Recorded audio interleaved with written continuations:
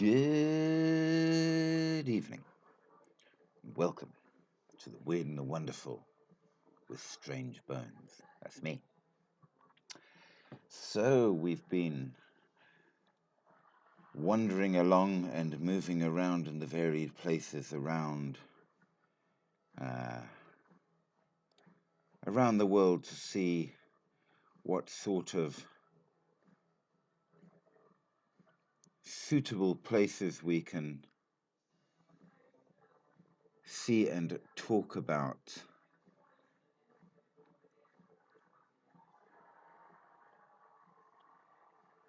And so far, we have gone to a number of interesting spots around the world, but it's time at least to take a move. And we are going to be heading to Russia. Larina, welcome. So, as we search around for the supernatural and paranormal and trying to find out what it is that makes it what it is, and possibly, we hope, figure out what the rules might be, how it works, and all of that, we are going to head into the land of Russia.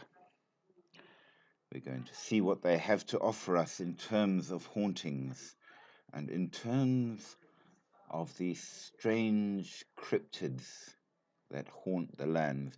And we are going to find out if perhaps there are any things that are common.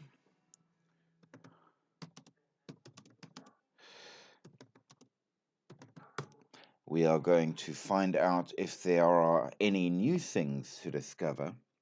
And we are going to find out whether or not there may or may not be things that we can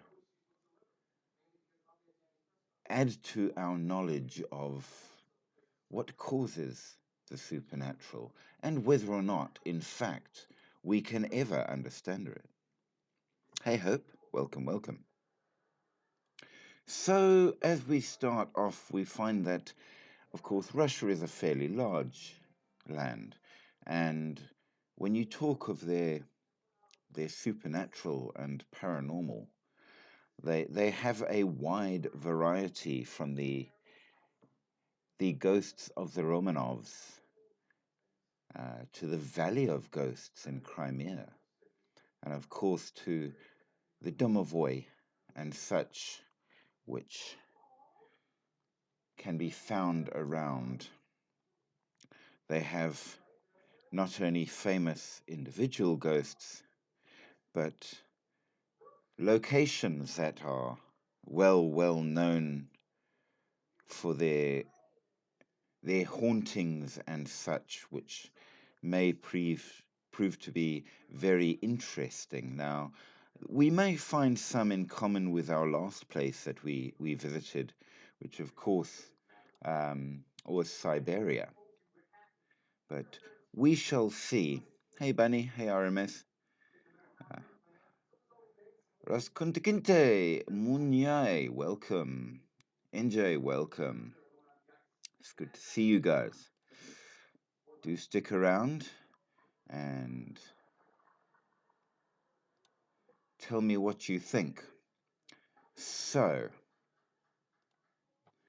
Russia, a very large land with a great number of different sort of environments that you can go to. Hey there, how are you? Welcome. Mary, it's good to have you. If you would like to, please share your thoughts and comments. If you want to, you are very welcome to join me live. Just let me know. If you don't want to, that's fine too. But comments. We love comments. But as we are starting, let us begin with the most important place of all, which is the Kusovnikov House in Moscow. In the 19th century house that is on, and if you are Russian or anything like that, please understand I'm apologizing greatly because my pronunciation is terrifying, but nevertheless, uh, Masnetskaya Street in Moscow, where a very rich but very greedy couple was known to live, who lived as if they had nothing. Um, they were said, of course, to be a fairly awful couple. Piotr and Sofia Kusovnikov. They were suspicious of everybody and used to hide their money from their servants in different places.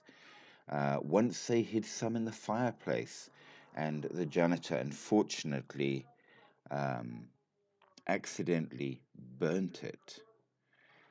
After a certain time, Sofia died, and not long after, Pyotr died also. And some said, perhaps uncharitably, but perhaps with reason, that they were that greedy, that it was when the money was burned, they died of a broken heart. It was just after this that the ghost of a hunched old man in a threadbare coat has been seen standing mournfully in the dark, regretting the loss of his money. Another interesting place that we have there is Sokol Metro Station. During World War One, not far from the modern Sokol station of Moscow Metro, there was a cemetery for fallen soldiers. And in 1918, mass executions of officers and priests by the so-called Reds were held there. All of this led to the appearance of ghosts in the underground tunnels of the station, where early in the morning diaphanous figures with festering wounds could be seen wandering hopelessly up and down the tunnels. It's a rather frightening thought. A relatively terrifying thought indeed, but nevertheless, an interesting set of ghosts. Of course, we cannot have ghosts in a city as old as Moscow, without, of course, talking about St. Michael's Castle in St. Petersburg, which was the royal residence built by Tsar Paul I. In March 21st, 1801, he was killed there by a group of conspirators, and it is said that the restless spirit of the Tsar was unable to leave the castle, and it appears in the corridors, wandering up and down with a candle in hand. Interesting that so far all of the places that we have seen have been people who have died very much in line with what we expect from ghosts.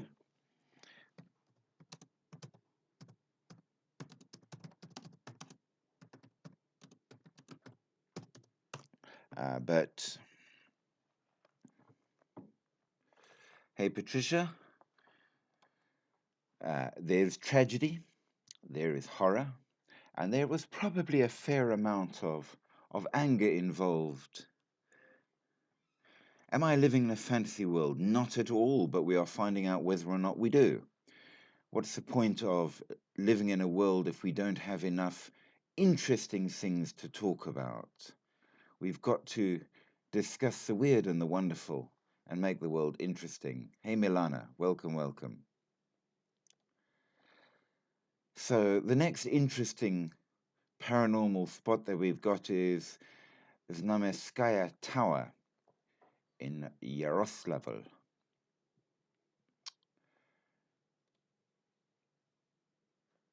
What are we talking about? We are talking about the supernatural and the paranormal.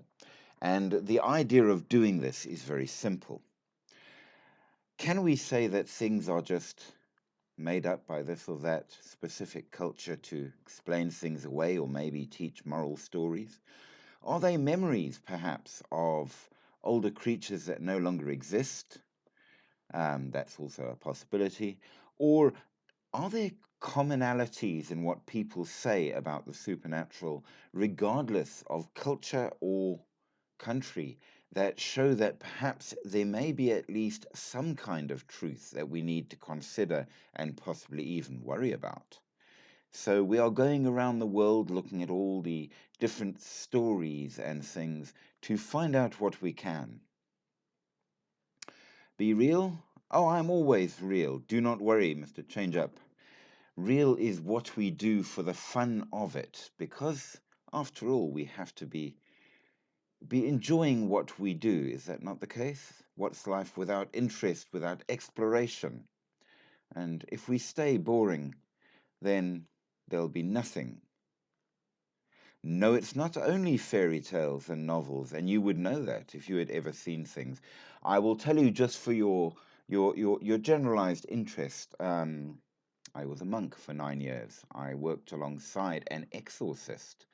And during that time, I saw quite a few very interesting things that were very, very hard to explain. And for that reason, I gained an interest into the weird and the wonderful. And that's partly why I've been curious about it all my life. But despite that, I've always said that there does need to be a certain amount of scientific understanding behind it. It's not only stories. And for that reason, um, it is an interest of mine to actually see if I can't discover more truth behind the tales. So, are they fairy tales? Maybe not. We shall see as we go. So,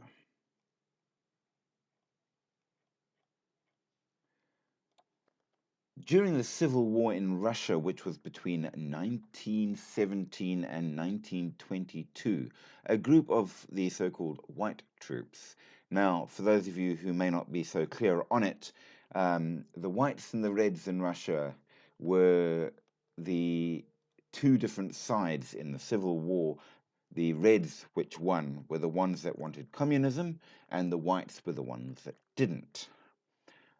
Why they were called the Reds and the Whites would require going a great deal more into the politics, which we are not really going about um, in this chat. So politics is not of our interest, though it does occasionally affect what we're doing.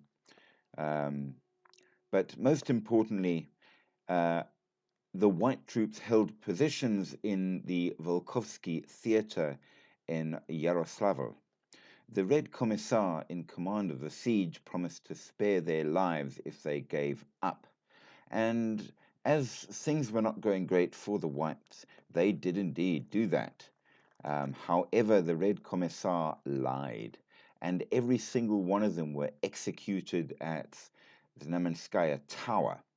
And since then, um, curiously, it is not the ghost of those executed that was seen, but rather the ghost of the commissar who did not keep his promise that is seen haunting the tower. Very interesting. Deal after haunt. This is, in fact, um, a discussion on supernatural and paranormal. And we're going around the world looking at the different stories of ghosts and cryptids and things just to see if there are any commonalities that turn up despite being different cultures or countries, and see if we can find any scientific background to any of the stories. And as we've been going along, there are a few things we have discovered along the way, which we will do in our roundup at the end of the story. But today we are doing Russia. Explained this to me on the calendar in 1582. For some reason, the month only had 20 days. Um, hmm. That one would require some research on my part, which I have not done. And I would imagine, given that it was 1582, it had to do with the changeover of the calendars that were in official use. The current calendar has not always been the official calendar in use, so there have been changes on a number of different things. And I would suspect it has to do with that. But I'd have to check it out. I will make a note of your comment. And we shall see if we can find out, because after all, finding out are things that very often is exactly what we want to do. So we'll see what we can do for you. But for now, as we are going on, the next place to look at that is a haunted place is the Igumnov House in Moscow. Moscow, of course, is a very, very large city and very old city. Now, the house at number 43 Bolshaya Yakimanka Street in Moscow, known as the Igumnov House, serves today as a residence for the French ambassador.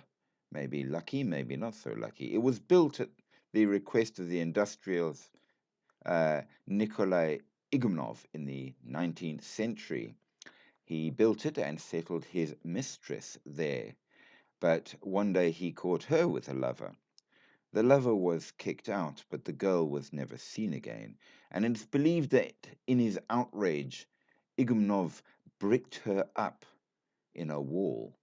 And during the time since, several people have claimed to have seen the ghost of a young girl walking through the walls with deep, plaintive sighs. Very, very interesting. As we move along with our varying famous ghosts, at least, we have the house of the man, the legend, the myth, Rasputin.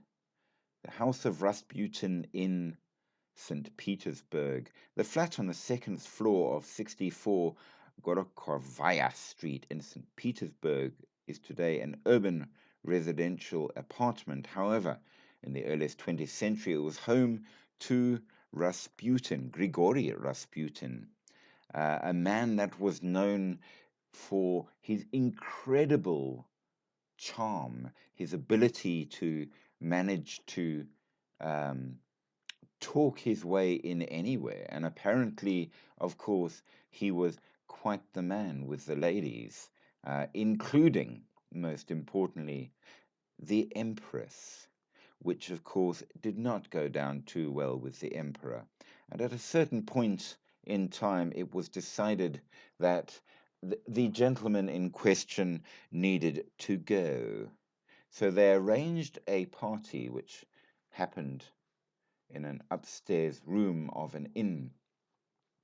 And they put enough poison into his wine, they said, to kill 4 horses. And they got the party going, and they quietly slipped him the drink, and he swigged it back and asked for more, and apparently there was no effect whatsoever. The conspirators called in to the man who was meant to be giving him the poison and said, "Well, is he drunk it yet?" And he said, "Yes, but he's asked for more and he's not dead." So they said, "Well, shoot him then, or something." So one of the other conspirators ran into the room and stabbed Rasputin several times. But again, he did not die, but instead fled. And as he fled, our main conspirator shot him. This didn't work either, and Grigory Rasputin allegedly kept running. However, as he ran, he fell into the Volga River, which was halfway frozen over as it was approaching winter, and he went down, and his body was never found again. Now, the water was said to be below freezing and only still flowing because, in fact, it was flowing so fast. So Grigory Rasputin was poisoned, stabbed, shot, and frozen to death, and yet it seemed they could never ever find his body. But his ghost is said to be seen um, wandering the corridors and moving around the rooms in his apartment, still there and making noises and terrifying people in there. A man who was a legend in his own lifetime has become a legendary ghost after his death. Another interesting place is simply known as the House on the Embankment. Um, this is the uh, place that perhaps is among the most famous place in the Russian capital, known as the place of residence for the absolute creme de la creme of the Soviet society. Writers, actors, artists, generals, and athletes. But it does, of course, also have a dark history. And during the Great Purge, the campaign of political repressions that occurred in the USSR, a great many of the house's inhabitants were arrested and executed. And today the house is said to be full of the ghosts of of those victims that were killed. Obviously, the changeover in Russia was quite a serious changeover, as it went. Hey, Joshet, welcome, welcome. It was a change from a very elite sort of society with the empress at the top and all of the fancy, to a very different kind of society with the communist takeover that changed a very great deal of society. And many of those who considered themselves the better than the proletariat ended up meeting their death. Now, another familiar one for us um, is an old hospital in Ryazan, and the tower that is next to the hospital or part of the building um, back in the day. And of course, I love this because this particular place is on the famous Gorky Street that runs alongside Gorky Park. Um, if you're a Scorpions fan, you'll know exactly why it's important. So there is an old tower, which is the last part of the old hospital that remains, that is now attached to the modern buildings and the high rises that are along Gorky Street in Ryazan. And at night, a dark figure is seen walking around the tower.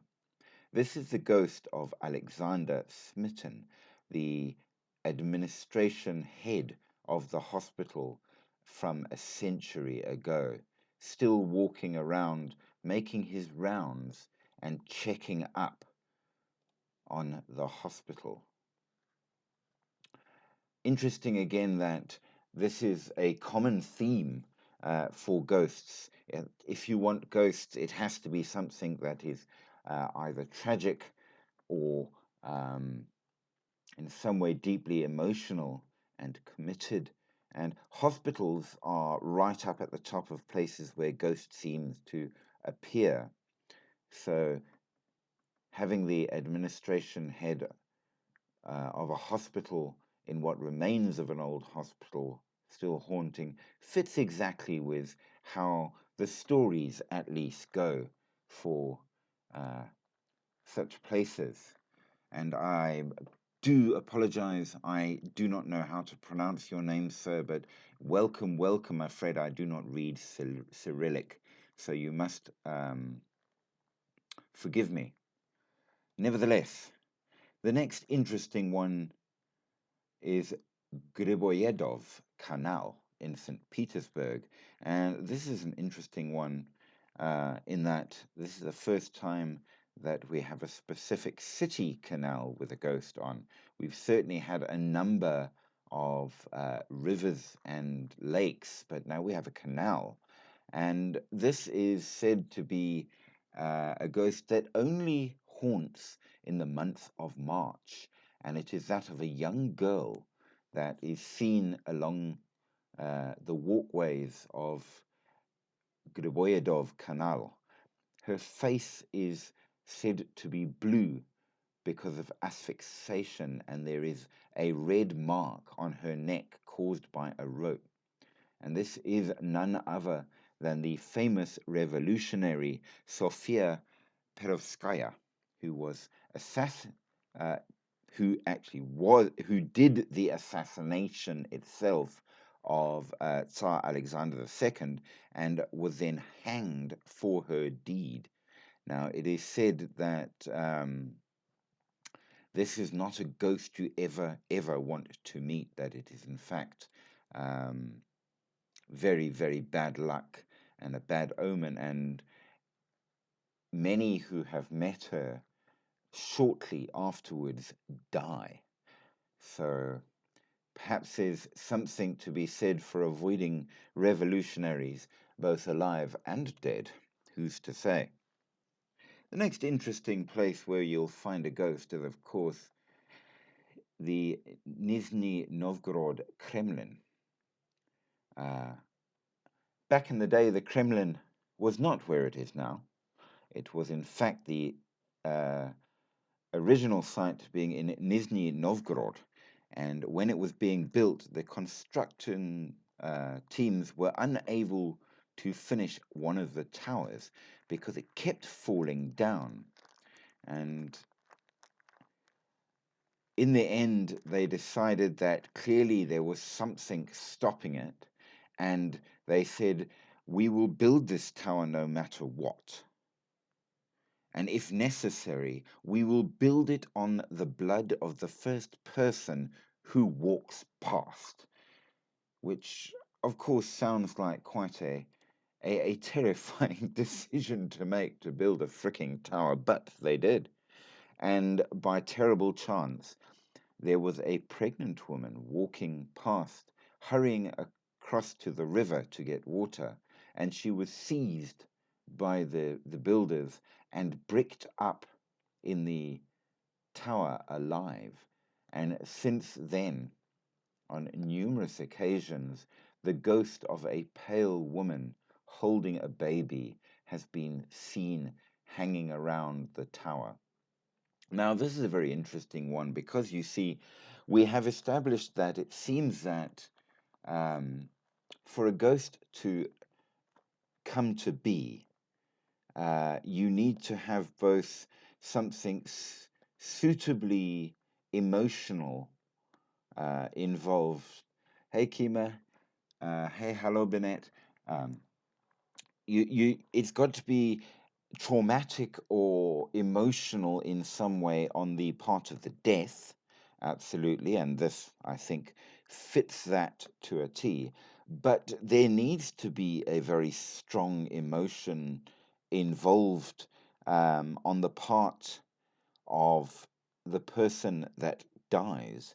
And I imagine that the love of a mother for the child would certainly constitute that. So it fits exactly with what we have seen to have come to pass for causing a ghost to appear. Hey Lolo, hey Kima, and notification. Haha. Welcome, welcome. So absolutely we can say that this fits completely, if you will, with what we would think will cause ghosts as such. Another interesting place is the Oldenburg Palace near Voronezh. Now, this was built in the late 19th century and it belonged to Princess Eugenia of Lichtenberg. And they say that it is her ghost that rises from the deep casemates of the palace to wander through its rooms and corridors. But she is not the first ghost of this palace. There is another ghost here, much older, the ghost of a young peasant girl. And apparently, that Princess Eugenia saw of it and complained of it when she was alive, and perhaps for some reason now, the young peasant ghost wanted a friend and made sure that she got one. Who's to say? We don't know. Uh, Perhaps that is the case. I am going to invite a couple of people to join us. You may, if you wish. If you don't want to, that's absolutely fine. Um, but I am going to ask you, of course, if you can, give us a comment, give us a thought, tell us what you think. You would be very, very welcome. And if your comment is relevant to this current chat, we will do our best to add you in. Now, another interesting uh, haunted place is the country house near Sochi that belonged to Stalin himself. It is a very large and ornate place, which frighteningly, if you have any kind of fashion sense at all, is an awful green color. Why it is green, I do not know, but nevertheless, it is a particularly pretty house that somebody had insisted was painted a awful green. Um, and it is in now inside further buildings that have been added to form a hotel, um, which is called the Green Groove, which may explain why it is so awfully green. But nevertheless, they say that Stalin himself has been seen on numerous occasions walking in his trademark white jacket and smoking the pipe he was so known so well for. Hey, Niall. So absolutely, it seems that Stalin has not left. I wonder what he thinks of the modern Russia. Now, another favorite place for ghosts that we absolutely must admit fits very, very strongly to what seems to be the trend in causing hauntings um, is found in Nizhny Novgorod again. Seems the area is a dodgy one if you don't like ghosts, but this is in fact a psychiatric hospital. And as we know very well, psychiatric hospitals um, are absolutely a fine spot for ghosts. And um, this is the old hospital, which is now abandoned. They have in this same area nearby, in fact, a much more new and modern psychiatric hospital. But the old one, which started off, is still there. It's just derelict and overgrown. And there in the village of Ilakovo, um, it's this interesting two-story building that you can go there, and it is said that um, at a time a young girl that was there hung herself uh, because of unrequited love. Now, there's a tragedy that fits right in with what may or may not cause a ghost. So, there you have it. At night, it is said, it is possible to see a white silhouette walking past the largely shattered windows and hear the moaning and crying of a love-struck schoolgirl, as the locals call her. Now, of course, we haven't gotten to the idea um, of UFOs and aliens yet. We're keeping that for much later in our chats as we go along, because there's only so much can be done. But apparently, just so you know, if you want to see an alien or UFO, this is exactly the place where you could. So perhaps, um, we shall have to see how true that is. We shall find out. However, as we go along, um, we must talk of some of the most famous of the ghosts, naturally. I mean, it is such an ancient place. Hey, Michelle. Um, that if we don't talk about the really famous ones, what would be the point? And the first of the interesting legends concerns Prince Yuri Dolgoruki himself, the man that founded the city of Moscow.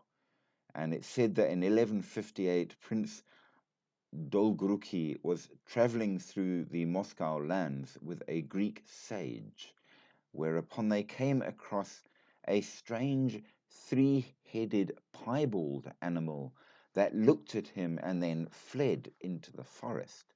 The prince was quite frightened at the sight of this very strange creature, but the sage said to him, "Don't worry, this is a very good sign, and one day a majestic city will be built on this very spot, and many nations will gather here." Well, the prince carried on with his friend, and they emerged from the forest to find a hill. And on the hill stood a small town which belonged to the wealthy boyar Stefan Kuchki. But the proud boyar did not meet the prince according to tradition or in the proper way and was quite rude, which apparently is not what you do to. Hey, Oliotia Sebo, Ogambachi, welcome, welcome. So, Dolgoruki, very insulted by the bad manners of this boyar, ordered him to be seized and executed. And of course, well, this was the prince, so they grabbed the man and chopped his head off. And his head fell to the ground, spraying blood everywhere. Now, the prince went on to build and rule over Moscow, but the area nearby where the hill was, the area which in the modern day is Sretenka, is still the home to the ghost of the overproud boyar who appears and terrifies local residents. Now, of course, as the years have gone on, Moscow has grown immensely into a very large city, naturally. And so this area is now within the confines of Moscow. And so residents say that Moscow is built on blood. So why not have ghosts of violence right there? Absolutely, absolutely. Thank you there, Michelle, for the following. Now, an interesting one involves an Italian architect in the 15th century.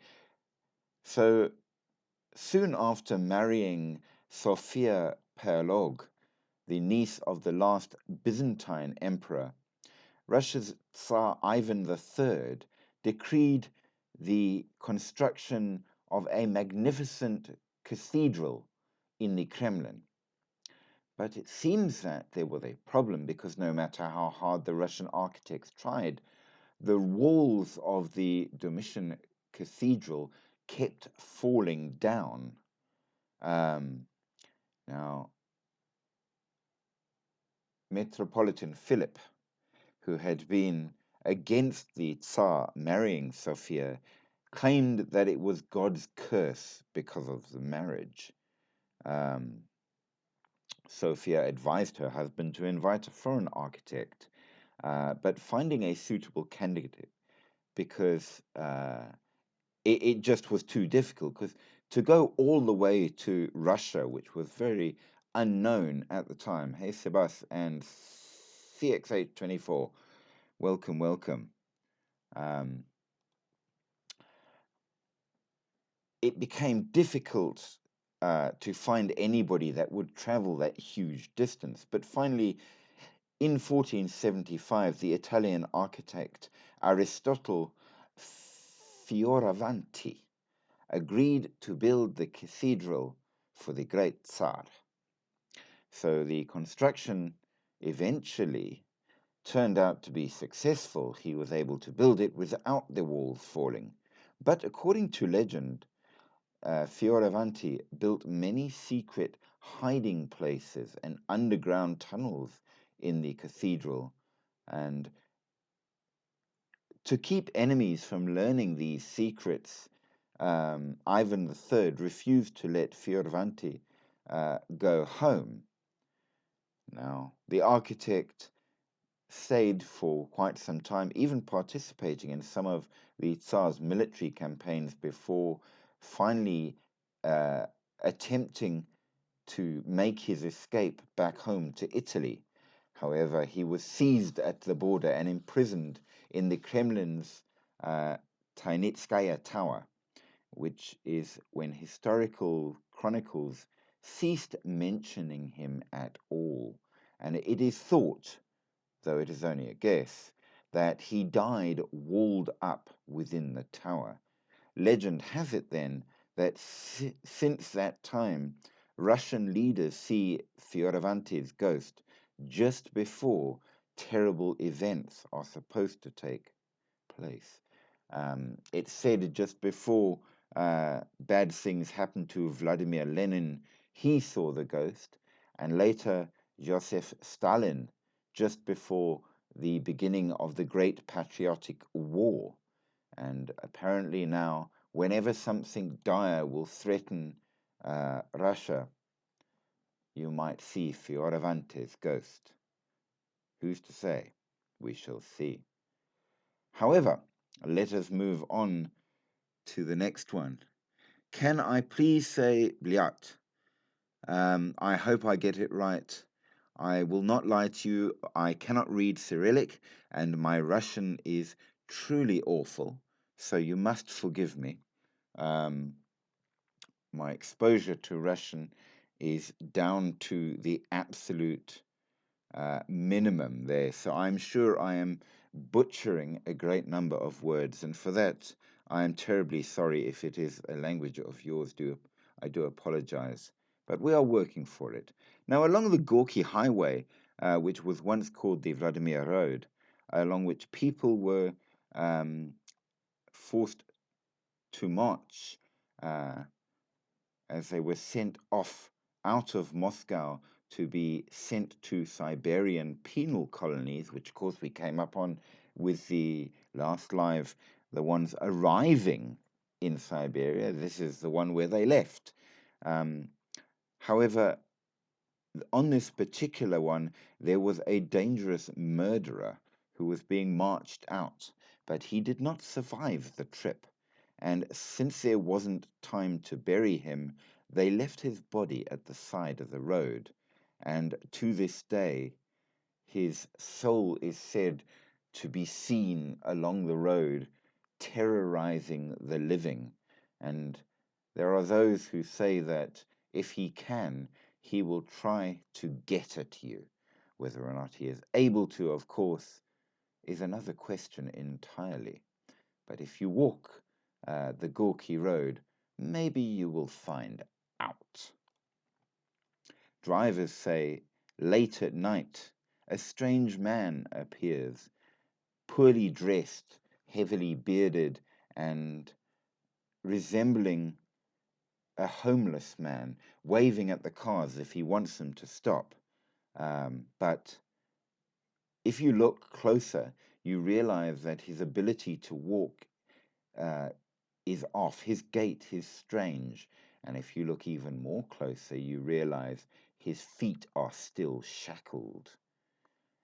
Now, if you stop, the ghost, and it is the ghost of the murderer, comes to your window and says, "Forgive me."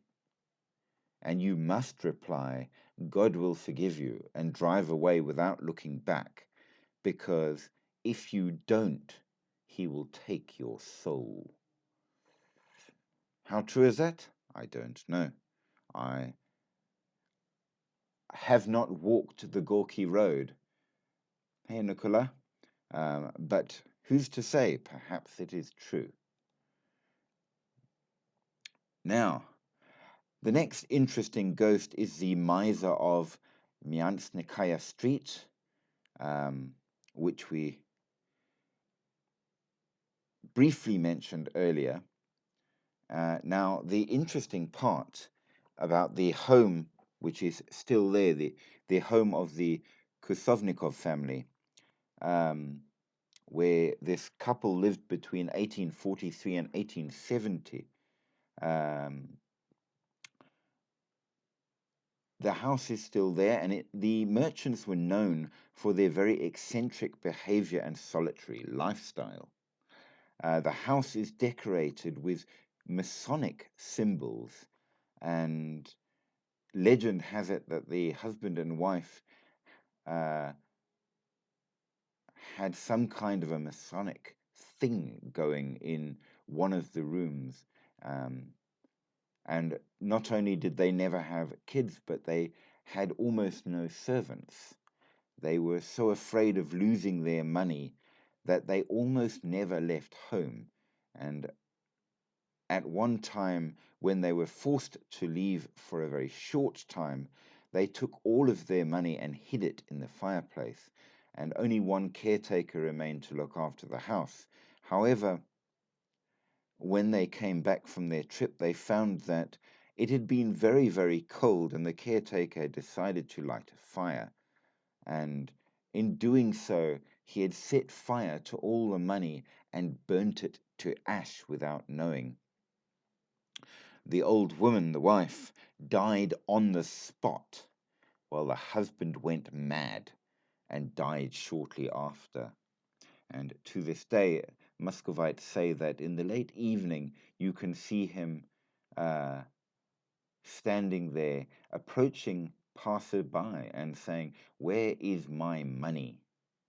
But the encounter does not promise anything good, because anybody approached by this miserly old man will shortly lose large amounts of money and go bankrupt. And for that reason, you must never walk that street at night.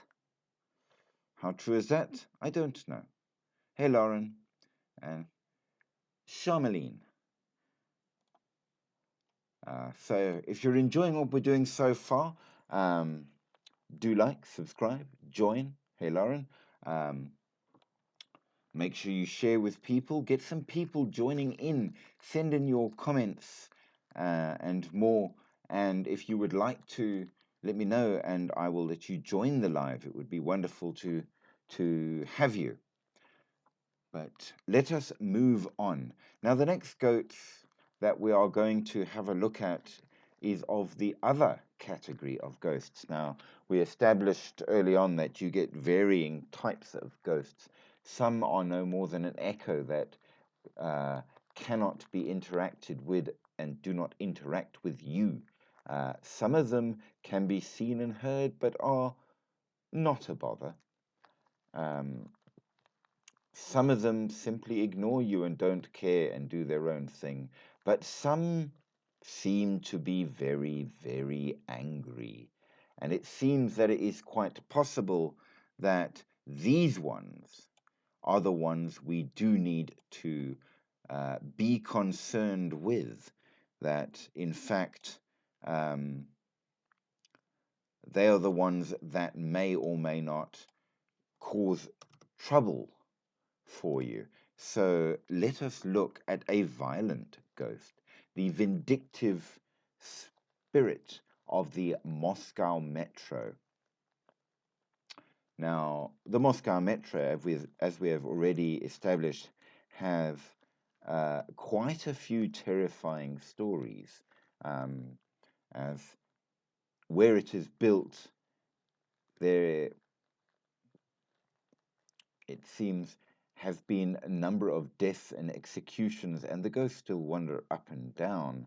And they say that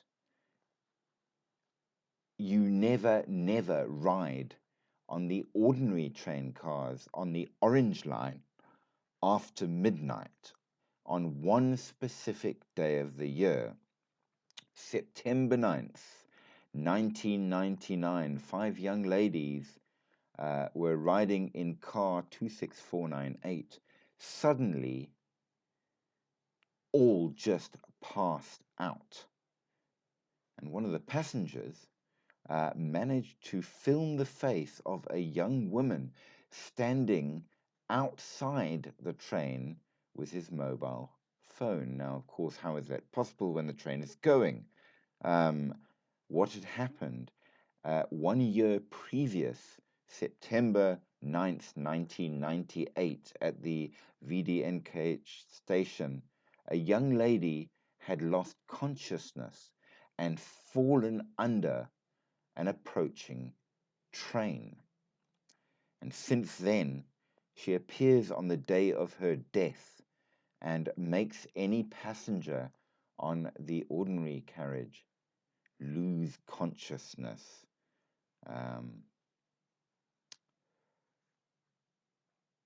Could this be true? We don't know. But nevertheless, it makes for fascinating stories. The next kind of things that we do need to look at are some places. And what I find most interesting about them is that Russia has a number of these places that are really well and truly worth seeing either in a video game or a post-apocalyptic movie or quite possibly a good horror film. And the first of them is Verkhnaya Gubakna.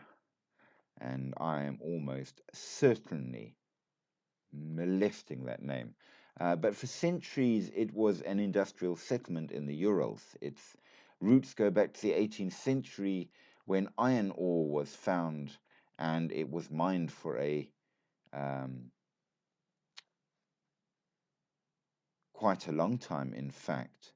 But the ecological situation became so bad due to a nearby coke and a nearby chemical plant that residents were literally moved out by the government and resettled elsewhere, leaving behind this ruined village, trees growing around and even sometimes within the buildings, roofs missing, but the walls still standing, making for a very fraught and post-apocalyptic environment that I think would absolutely do very, very well in a movie. Now, it is the town itself that has become dead. But it is also said that there are the ghosts of those who died from sickness that remain in the town because they were not able to be removed in time. Hey, Karina, welcome, welcome. How are you? I hope you are having a wonderful time in Canada. I do believe that you are having good hot weather, and for that I hate you from the bottom of my heart because it is freezing here. But good to see you. But welcome. We are doing Russia, so don't worry about being late. You are nevertheless welcome. It's raining. Bless you. I hope you get wet. But yes, no, it's been dropping. Last night it was down to 4 degrees, which is just not right for Africa. Come on, we're supposed to be in a hot place. But I am told that you are in very, very nice weather. But Nef, the next interesting town we are going to touch on is Yultin, which is an interesting place because they found one of the world's largest polymetallic deposits there near the Yultin mountain in the far eastern part of Russia in 1937. And a settlement sprang up, as you would expect, and a lot of people tried to cash in. And it existed until the economic crisis of the 1990s broke out and extraction became unprofitable. And they say the only thing there now are quartz dust storms, but the buildings remain, along with the dead hopes and dreams of those that went there. And they say you can hear the whispers of those that died during the hard times wandering the streets. Again, it's absolutely the sort of place that I would want to um, see in a post-apocalyptic movie. Uh, uh, more than any other, I think it's a truly wonderful sort of a environ, if you will. Absolutely.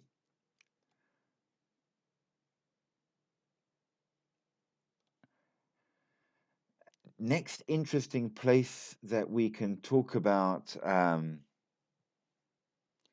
is a city that was established to house military pilots, but after a certain amount of time, the air squadron was redeployed elsewhere, and so these wonderful new high-rise buildings in the middle of the tundra, um, which apparently was fairly common back then, was simply left to rot.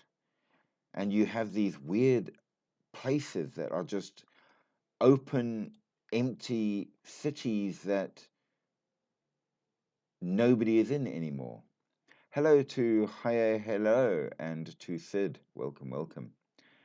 Um, Now, along with that is the town of Karepchan, where in 1996 an explosion at the coal mine killed 6 people and doomed the town because the explosion closed the mine and the inhabitants had to leave to find work elsewhere. However, several hundred people decided that despite everything stopping, they were not going to go. Um, Eventually, however, the boiler room closed, um, which heated the town, and it simply became impossible to stay there any longer in that terribly frigid weather. And even those diehards had to leave. But the ghosts of those that died trying to force their stay remain wandering the town and where the mine was, though almost nobody sees them anymore, simply because, of course, there's nobody left alive there. You may make of that as you will. As we're going along, I'm going to do another invite to join if you would like to. You do not have to. If you do, you are most welcome to share your thoughts and comments. Otherwise, also feel free to um, throw a comment in the comment place. Uh, Give a thought, give a consideration, and if your question has something to do with the discussion that we are having, um, we will try to incorporate it if we can. And why the heck not? So, as and if and when, you're most welcome. But again, as I say, if you don't want to, that's cool too. But do throw up a comment. We love comments. The next place to consider is Kersha. And now Kersha is actually quite close to Moscow. And we know that Moscow is absolutely packed with ghosts. However, this is the place where, very, very interesting, it was not merely haunted by a death, but rather by the death of the entire town.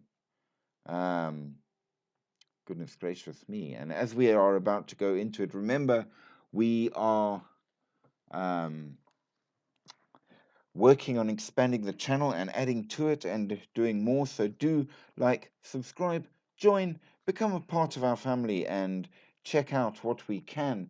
And remember that we are trying our best to make it better for you. So do feel free to give your opinions, comments, and ideas, and I'll try to add it. Now, Kersha too is in the Ryazan region near Moscow, as we said. And in 1936, this rather nice settlement, in fact, was completely wiped out by a massive fire that slaughtered almost the entire population. Uh, Around 1,200 people died, and among the remains of the settlement is a huge mass grave. Now, in terms of what we've seen as being something to cause a ghost to begin or start. Hey, Drayden. Hey, Duda Almeida. Welcome, welcome. Um, this is absolutely fertile ground, as it were, for the causing of a ghost because, I mean, so many people dying tragically in such concentration, as you can imagine, it's almost certain you're going to get a ghost. And indeed, if you go to Kershatu, you'll see the people still there, living among the remains of the town that is no more. Another interesting place is a very old town, the town of Mologa in the Yaroslavl region, which was founded in the 13th century. However, it did not manage to last until the 20th century. Um, During the creation of the Rybinsk Reservoir, um, they just evacuated everybody, and the entire town was flooded. And sometimes, when uh, the water level drops, it's possible to see the old houses uh, under the reservoir there. And it is said that some of the former locals will return with their children and grandchildren to visit the old land, as they call it, because, of course, back in the day when somebody died, they were buried near your home, and the ghosts of those that lived there before are still beneath the water. And perhaps if the water level drops enough, you might be able to see them along with the old houses. But for now, you have only the echoes of the ghosts over the water. So perhaps they are there still. And then again, perhaps not. But let's move on a bit because now we need to touch on a very interesting thing that we have only mentioned very, very briefly once before in Live, but now we are going to talk about. As we all know, the most famous ghost ship ever is probably the Flying Dutchman. And for those of you who do know, the Flying Dutchman is in fact a South African ghost. It appears off our coastal waters in South Africa. But Russia, of course, also has a few ghost ships that were either owned by Russia or are found in Russian waters that have some interesting stories and possibly far creepier than you might think. In early October 2017, a mysterious ship was discovered in the Baltic Sea close to the shore of Russia's Kaliningrad region. Nobody was aboard the large yacht, which had a broken mast and a big hole in the side. There was a fridge full of food and an uncharged computer tablet on the table. The Defense Ministry, which discovered the ghost yacht, towed the drifting boat to the nearby naval base, and a few days later they learned that the ship's owner was a Polish businessman who participated in a regatta in late September. The yacht had crashed and the captain rescued by the Coast Guard, and for weeks the Loksa, which was the name of the yacht, drifted until it reached Russia's coast. Um, they thought that it wasn't worth the cost to uh, get it back. But the interesting thing is that this particular boat, which apparently they then did scrap, um, managed to survive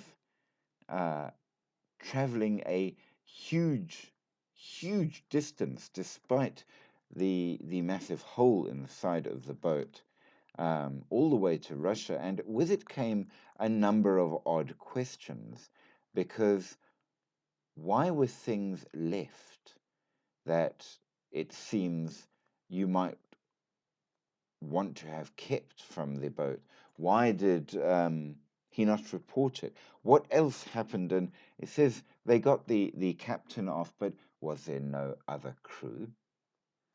There are stories, and some say that um, the boat did have more crew and possibly still does. Now, another interesting one is a boat that was built actually in Yugoslavia, but served the USSR and Russia as a cruise liner from 1976 to 1999. And the company that eventually bought the ship went bankrupt. And the ship stayed in Canada from 2010 to 2012, while it was then being transported to the Dominican Republic to be turned into scrap. The ship escaped when the cables burst during a storm, and it disappeared in the ocean, becoming a major headache. Um, First, a ship with a displacement of about 4 tons without any kind of identification lights or electronics is obviously a serious danger. And secondly, because the sinking of such a ship would inevitably harm the environment. Um, and finally, because, well, it was worth around $800,000 as well.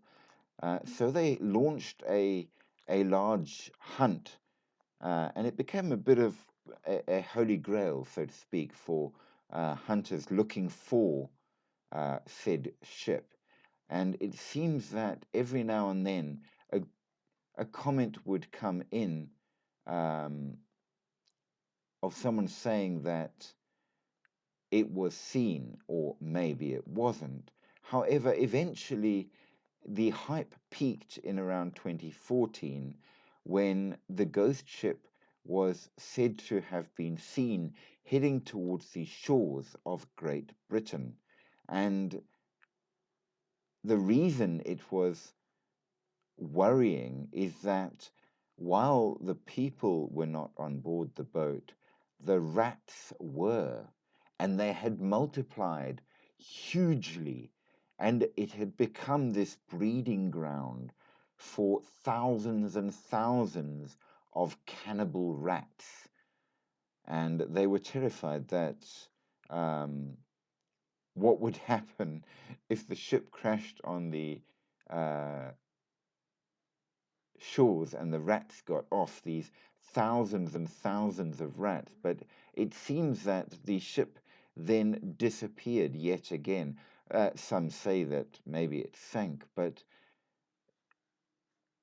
others say the ship still sails with thousands of cannibal rats on board. So who's to say? I've never encountered a ghost ship full of cannibal rats, but it certainly piques the imagination. Um, there are a number of ships that have absolutely disappeared over the years, which are said to still sail, but who's to say? Now, the next thing that we want to have a look at, um, which is quite interesting, is in fact a lighthouse on the Russian coast on the Sea of Japan, which once was, in fact, even nuclear powered. Um, but it seems that quite a large number of people that have stayed there have fled it and refused to ever return. Now, Russian folklore is rich with the stories of haunted places that are filled with spirits and such. Um, I'm going to ruin your name, and I'm sorry, but welcome to Jonna, if I pronounced that right. I don't read Cyrillic very well at all, but welcome nevertheless. And of course, these stories that go throughout the Russian history talk about places that are either filled with unclean spirits or with ghosts, abandoned homes, places in the wilderness, and even ordinary houses if proper rituals are not observed. Places where, if you're lucky, a domovoi may exist, which is good, um, or sometimes bad things. Battlefields, of course, are terrifying places, and so on. And sometimes even entire villages can be said to be um, haunted in some way. Now, the places to avoid include uncultivated or unsettled grounds, which includes forests and swamps and so forth. And a country as big as Russia, there's plenty of those around. Um, One thing which is important, though, and here we have something which I find fascinating because we have spoken in past lives on many occasions on the concept of worlds alongside this one. Um, Now, in Russia, you have the concept of a threshold. Cheers to you all, because coffee is king.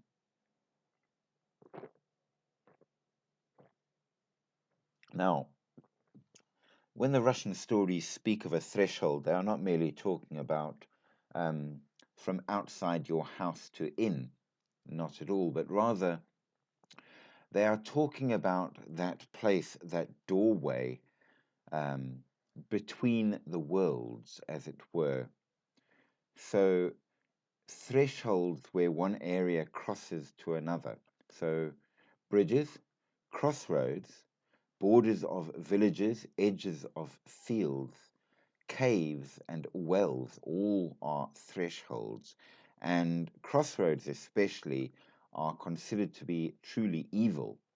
And in fact, traditionally in the Middle Ages in Europe, if somebody died while traveling, they would be buried at the next crossroad for convenience because you can't lug a body on too far. So, crossroads are very frightening places and places where death happens. And many stories include restless souls that wander at the crossroads and which are liminal spaces between this world at the next. Also, people that didn't deserve burial on holy ground would be buried at crossroads. So, murderers and such, um, and therefore the ghosts of murderers might well be lurking at crossroads. Um, Other haunted places include ponds, especially if there are whirlpools there, um, possibly because of the Vodyanoi or the Rusalk that are there as well. And any places where there is a risk of fire, such as the bathhouses or behind and under an oven. There are tales of evil spirits that drag people under to burn them alive and flay off their skin. Strangely enough, barns were also considered to be filled with spirits. To ghosts, we can absolutely say, for some reason, it's internet is being uninternetive, but nevertheless, the Emperor's son is back. Hey, hey, hey. And Mashinya, welcome, welcome. But where was we? So there's plenty of stories of ghosts, especially again like World War II battlefields and so forth. It's tragedy, it's violence that killed them, and deep emotional reasons to remain. So it fits exactly to everything that we have found about ghosts thus far. What's interesting, though, is for most, at least, of the Western hauntings, um, ghosts are evil. You shouldn't have them. You shouldn't see them. They are scary. They are bad. But that is not the case in Africa, as we know. But then we have a strong view of the ancestors, etc. And ghosts can absolutely be good, though not all of them. And in Russia also, um, many ghosts are in fact good, not bad at all, in fact, may help you against other spirits.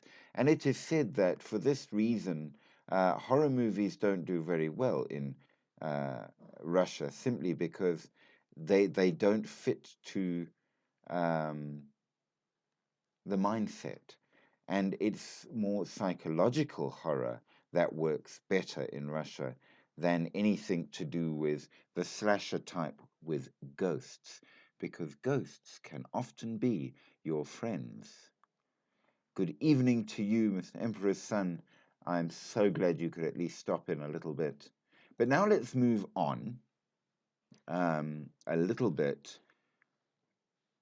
because we do need to talk about the cryptids of Russia, which is quite important. Now, what's very interesting, of course, is that the cryptids that you find in Siberia are very much similar to ones that are believed in quite large parts of Russia. So we have Baba Yaga, which is a witch creature who is sometimes helpful and sometimes harmful.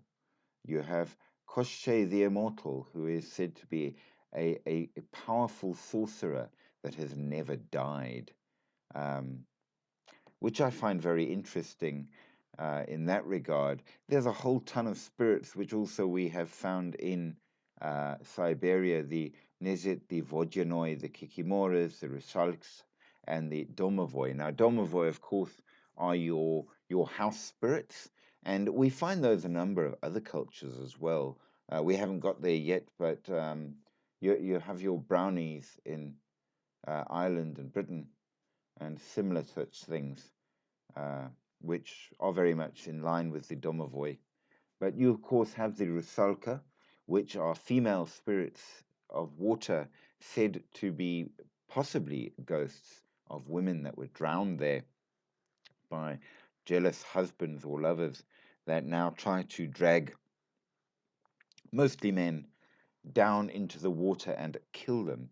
You have the forest creatures, the Kikimoras, and of course you have the drowners, the Vodyanoi, that lurk in any water and will grab you and drag you down. Um, so we have those.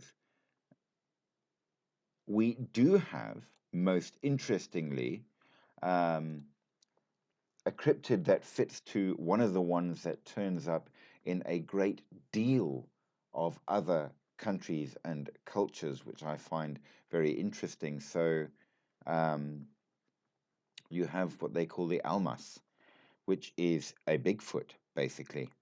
It is the Russian version of a Bigfoot. So we now have the Yeti in Tibet. Also, the little version of the Yeti in Tibet. And of course, in Africa, we have the short version of the Bigfoot. Ours are all short for some reason over Africa. Why, I don't know. But then in the Americas, we have again the large version of the Bigfoot. Um, Siberia, we had. So it seems that there are a number of different um, Bigfoot type creatures all over the world that are spoken of, despite the vast differences between country and culture. Nevertheless, we have them. The other notable creatures that we have include a kind of mermaid type thing, though in many cases theirs are freshwater, which may or may not mean anything. We also have a number of stories about the black dogs, which is interesting. We haven't got onto black dogs yet because it's not a thing we find much around. We found them in Portugal. That was the only real place that we found black dogs, and we found them in Wales. But other countries do not share them. But it seems that Russia does. Large dogs that are not ghosts per se, but spiritual in some way and generally fairly bad. We absolutely do have a number of dragon type cryptids, particularly within water, which are, I suppose, we can call the Nessie type uh, cryptids. So, absolutely, they have that version. And of course, these particular ones could fall back to um, old stories and memories of the remnants of dinosaur like creatures. Absolutely. Um, So they have plenty of those. The Bigfoot creature literally is Bigfoot, really, by and large, the descriptions and everything. So no problem with that at all. Um, they do also share a lot of the stories with the Siberian area, which has varying varieties of cryptids, including the phoenix, which is quite nice. Um, so absolutely that there. Uh, but to wrap up and round off the what we have discovered of the cryptids is that, again, as with many other countries, there are one or two that fit to just Russia. They are found only there and they are not shared. So perhaps they are more moral stories in that regard. There are cryptids that absolutely seem to fit with what you could say are prehistoric animals in some manner or form.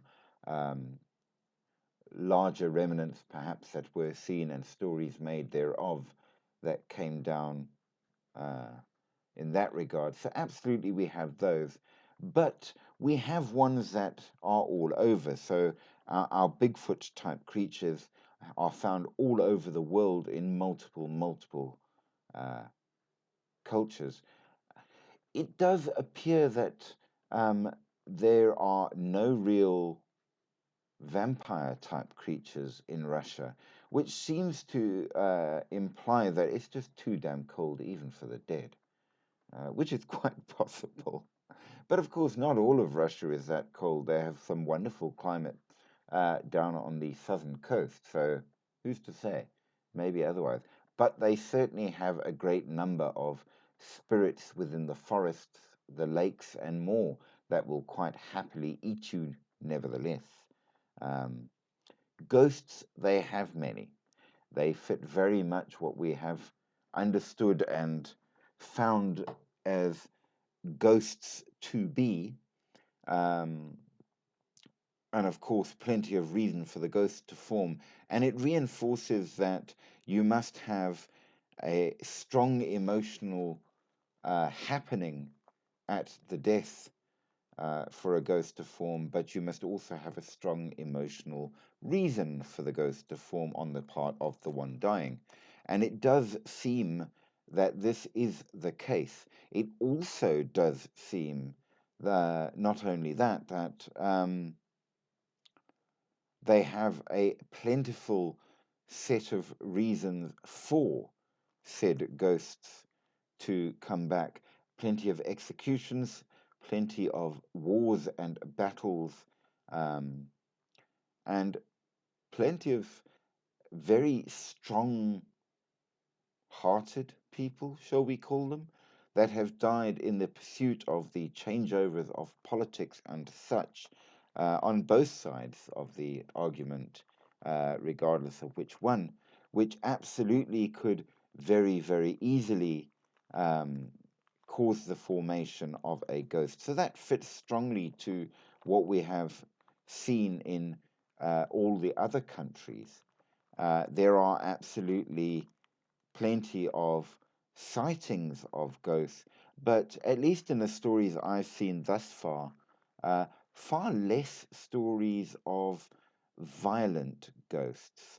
Um, it seems that the few ghosts that are dangerous seem not to be directly dangerous, like they don't throw things at you like a poltergeist, but rather they bring you a deep-seated kind of bad luck such that you will die afterwards, having seen it, which is an interesting take on it. I'm not quite sure how that would work, but nevertheless, they do have bad ghosts, but they also have quite a lot of good ones that seems will be beneficial and helpful, and possibly even um, bring you good luck and assistance when you need it, and protect you in certain ways.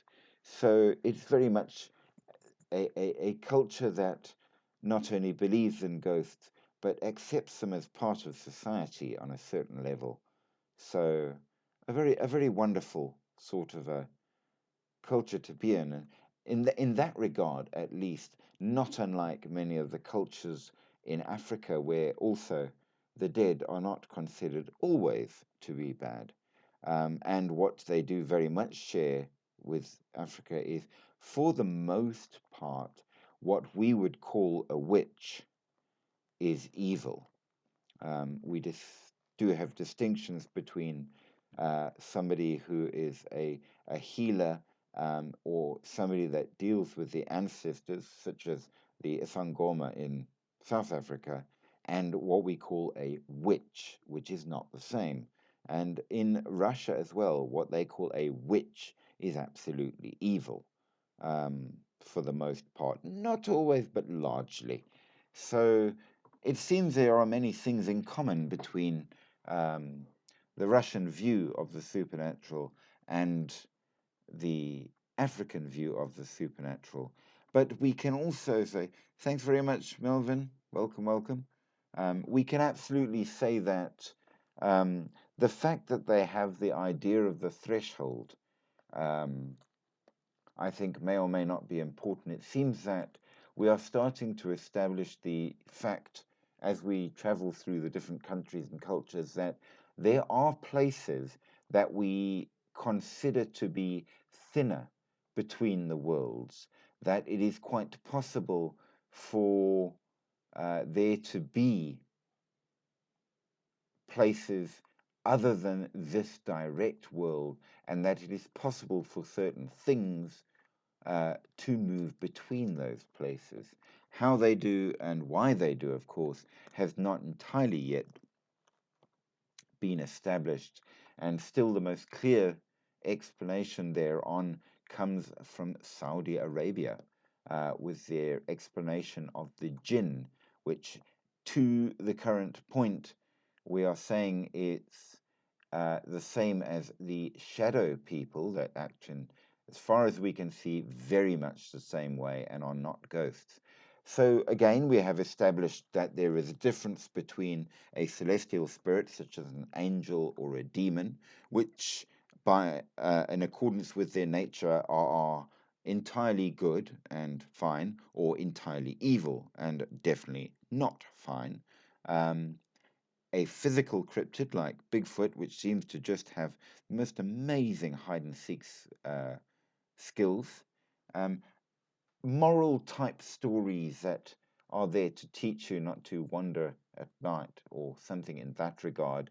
And then the in between, things like the jinn, which seem to be an entirely separate race that only partly live in this world, making for a very, very strange and interesting set of possibilities. And as we travel to further places around the world, we are absolutely going to have to consider what this might mean, and why such things could be the case. And should we worry? There are a few um, stories of your giant animals that are found around Russia, especially in the Moscow metro, giant rats. But I think uh, when you get a really big city, and Moscow is big, the idea of giant rats in the metro it's not paranormal or supernatural. It's simply they are there. So there's that. Who's to say what else? Um, but it's generally agreed by a great many Russians, and most especially the Muscovites, that the Russian metro is its own kind of horror, and somebody should really do a story about it.